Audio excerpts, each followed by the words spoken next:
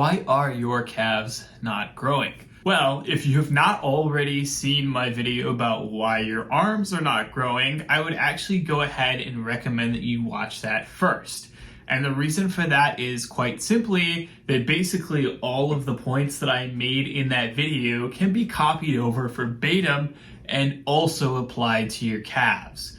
So if you're not going to watch that video, because God knows people don't always do what you ask them to do, especially on the internet, here is the short version of those points. So the first one is simply that your calves are a small muscle group. They're going to develop very slowly, and that means that most people aren't patient enough to really wait it out and actually see progress occur over a long enough period of time. So they probably are progressing, but they're just not patient enough to see it. Then there's the fact that you are probably not training your calves enough. They're a small muscle group. They need to be trained a lot, pretty frequently, in order to actually see growth, and that could even include daily training.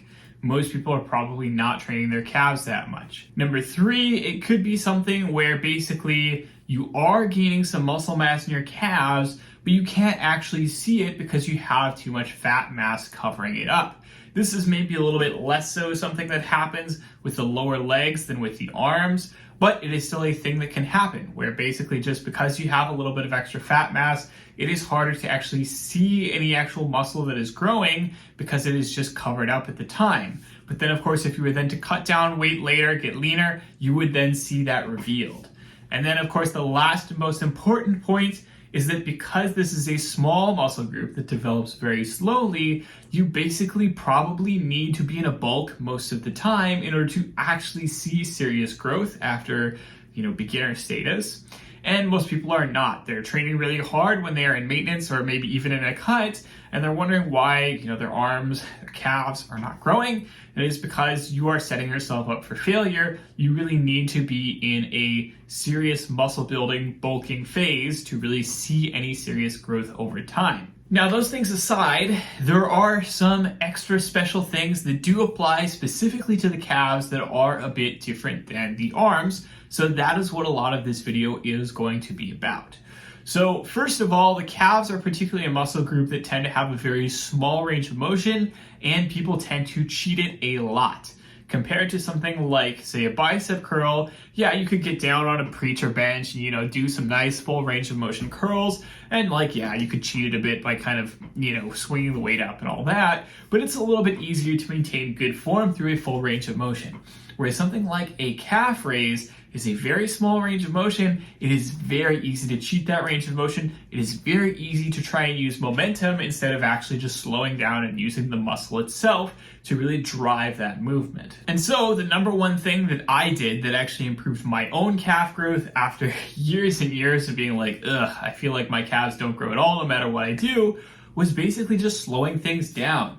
Use a lighter weight, do slower repetitions, make sure that you are actually getting a full range of motion with each repetition, make sure you are feeling the stretch on every single rep, and put some sort of safety in place so that you can actually ensure that you are hitting depth every time. So for example, if you are doing it on, say, a seated calf raise or a standing calf raise machine, it can be very hard to tell, hey, am I going to the same depth that I was previously and so on. If you are doing it not on one of those machines, and you're doing it with dumbbells in your hands or a barbell on your back or something like that, I really like to do it where you have a step that is not a full step that is, so big that your heels can't touch the ground, but instead doing a step that is, just a couple inches or so. Something that is maybe just a weight plate between your foot and the floor.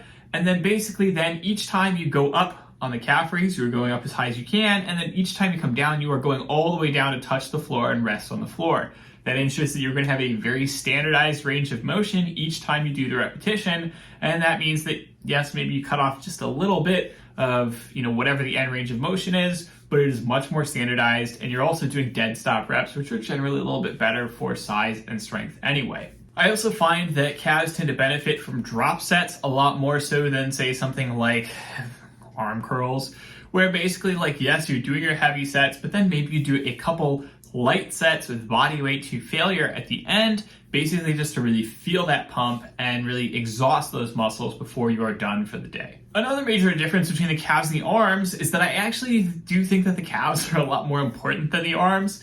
The arms are basically just vanity muscles. Like, yes, they're going to be developed enough anyway from other exercises, and so as a result, most people don't really ever need to train them directly.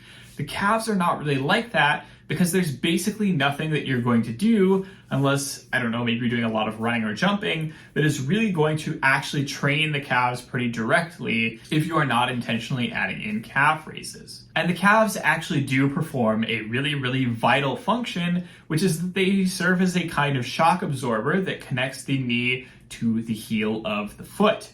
And so as a result, every time you go for a run, every time you jump, that's going to involve a lot of forces that the calf muscle helps to shock absorb. And then, of course, you may have people who have things like issues with ankle stability, issues with knee stability, maybe particularly coming off of an injury of some kind.